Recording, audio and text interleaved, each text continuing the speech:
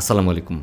আজকের ভিডিওতে আমি তুলে ধরব একজন বাংলাদেশের নাগরিকের করমুক্ত আয়ের সীমা কত, একই সাথে ২০২৬ সালের নতুন নিয়ম অনুযায়ী কোন কোন খাত থেকে অর্জিত এবং কত পরিমাণ অর্থ আয়কর মুক্ত থাকবে সেই বিষয়টি নিয়ে বিস্তারিত।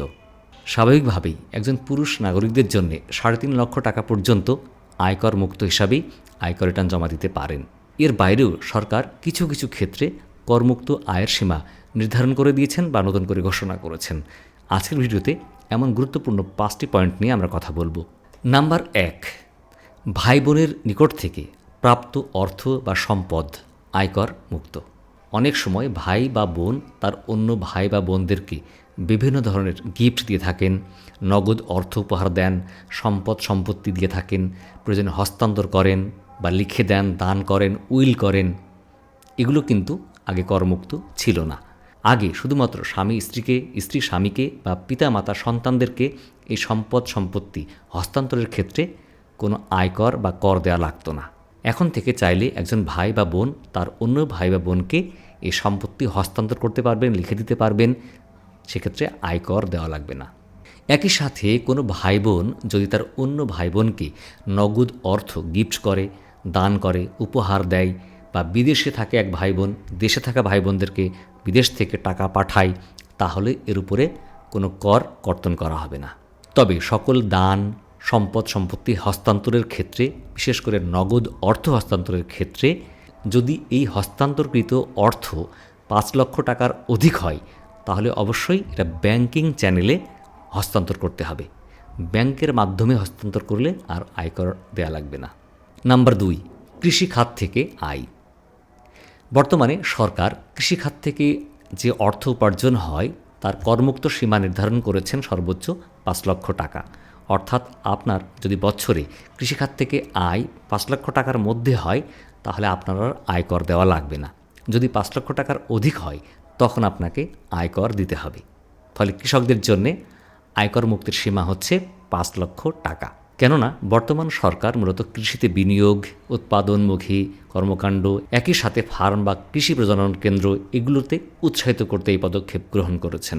নাম্বার 3, বেসরকারি চাকরিজীবীদের করমুক্ত আয়ের সীমা। এতদিন পর্যন্ত একজন বেসরকারি চাকরিজীবীর যে ইনকাম আসে বা যে সমস্ত উপার্জন হয় তা থেকে সর্বোচ্চ ৪ লাখ টাকা পর্যন্ত আয়কর মুক্ত করা হতো বা বাদ দেওয়া হতো। এখন থেকে এই বাদযোগ্য উপার্জনের পরিমাণ করা হয়েছে ৫ লক্ষ টাকা।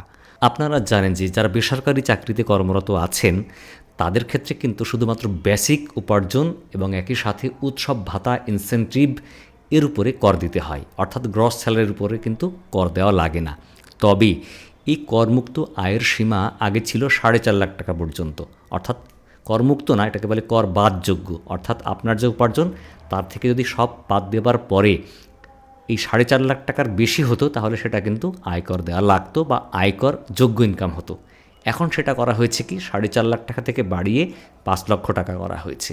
অর্থাৎ আপনি এক বছরে যে উপার্জন করবেন সেখান থেকে আপনার গ্রস থেকে, অর্থাৎ গ্রসের পরিমাণ থেকে বাদ দিতে পারবেন ম্যাক্সিমাম ৫ লক্ষ টাকা, আর আগে যেটা ছিল ৪.৫ লক্ষ টাকা।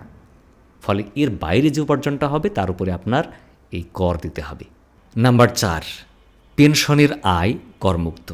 বিভিন্ন সরকারি, বেসরকারি বা স্বায়ত্তশাসিত প্রতিষ্ঠান থেকে যারা অবসরে গিয়েছেন তাদের অবসরকালীন সময়ে যে সমস্ত উপার্জন হয় সেটা হতে পারে সরকারের পেনশনভোগী সুবিধা, হতে পারে তিনি পেনশন সংক্রান্ত কোনো স্কিম ক্রয় করেছেন বা কোনো পেনশনার বেনিফিট নিচ্ছেন বা সঞ্চয়পত্র ক্রয় করেছেন, পেনশনার সঞ্চয়পত্র, এ সমস্ত খাত থেকে যে উপার্জন তিনি করবেন সেগুলো সম্পূর্ণরূপে করমুক্ত থাকবে। সর্বশেষ এবং নাম্বার ৫ হচ্ছে মরণ ব্যাধিতে চিকিৎসার খরচের ব্যয় করমুক্ত। অর্থাৎ বাংলাদেশের নাগরিকদের মধ্যে যাদের কিছু মরণ ব্যাধি আছে যেগুলোর চিকিৎসা অনেক ব্যয়বহুল, যেমন হতে পারে যে লিভারের রোগী, হার্টের রোগী, কিডনির রোগী কিংবা ক্যান্সারের রোগী, এই সমস্ত রোগীদের চিকিৎসা করতে কিন্তু প্রচুর টাকা বা অর্থ ব্যয় হয়। এখন প্রশ্ন হলো তাহলে ব্যয় যদি হয় তাহলে এখানে আবার করের প্রশ্ন কী? এখানে করার প্রশ্নটা হচ্ছে এই যে অনেক দাতব্য প্রতিষ্ঠান এই ধরনের রোগীদেরকে কিন্তু অর্থ সহায়তা দিয়ে থাকে, অনেকে ব্যক্তি পর্যায়ে দিয়ে থাকে, অনেকে ডোনেট করে থাকে। হয়তো হতে পারে যে একজন ক্যান্সারের রোগী, তার কাছে অনেকেই টাকা দিচ্ছে চিকিৎসার জন্য, তার ব্যাংকে টাকা জমা দিয়ে দিচ্ছে, লাখ লাখ টাকা জমা দিচ্ছে, ডোনেট করছে। তো এই ডোনেটকৃত অর্থ বা তাকে যে দান করে সেই টাকা করমুক্ত থাকবে। অর্থাৎ যাদের মরণ ব্যাধিতে আক্রান্ত রোগী বাংলাদেশে চিকিৎসাধীন আছেন বা বিদেশে গিয়েও চিকিৎসা নিতে পারেন, তাদের চিকিৎসার জন্যে যে সমস্ত টাকা প্রদান করা হবে তার উপর কোনো কর ইম্পোজ করা হবে না, কর ধার্য করা হবে না। যদি এমনও হয় যে সরকার থেকে সে কোনো ফান্ড পাচ্ছে চিকিৎসার জন্যে, সে টাকাও করমুক্ত থাকবে। তো এই 5টি গুরুত্বপূর্ণ পয়েন্ট জারি করার ফলে বা সংশোধন বা পরিমার্জন করার ফলে আশা করি বাংলাদেশের যারা আয়কর রিটার্ন দেন, আয়কর সাবমিট করেন, আয়কর দেন, তারা উৎসাহিত হবে এবং করদানেও এগিয়ে আসবে। এই তথ্যসূত্রের লিঙ্ক থাকবে ডেসক্রিপশানে, সেখান থেকে আপনারা আরও বিস্তারিত দেখে নিতে পারবেন।